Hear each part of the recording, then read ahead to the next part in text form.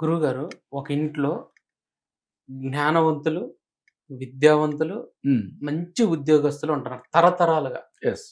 అది కూడా వాస్తు ప్రభావమేనంటారా?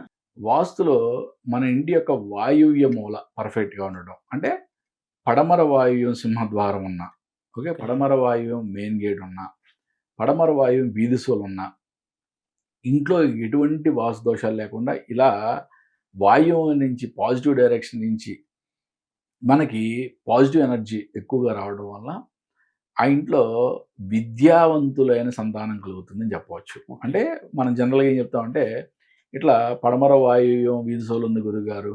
ఇంకేం వాస్తు దోషం లేదు ఆ ఇంట్లో. చాలా బావుంది. ఎటువంటి ప్రాణాంత వాస్తు దోషం లేదు. అంటే మనం ఏం చెప్తామంటే, అటువంటి ఇళ్లల్లో ర్యాంకర్లు కొట్టే అంటే దేంట్లో ఐఏఎస్‌లు, ఐపీఎస్‌లు దేంట్లోకెళ్ళినా ర్యాంకులు కొట్టేవాళ్ళు పుడతార్రా అని చెప్తామన్నమాట. ఓకే. ఓకే. అంటే శాస్త్రం యొక్క గొప్పతనంలో మనం మాట్లాడుకునే విద్యకి సంబంధించి, జ్ఞానానికి సంబంధించి కూడా ఓకే. మనం ఈ పారామీటర్‌ని మనం పరిగణలోకి తీసుకుంటాం. రెండోది ఏంటంటే వంశపారంపర్యంగా వాళ్ళకొచ్చే జీన్స్.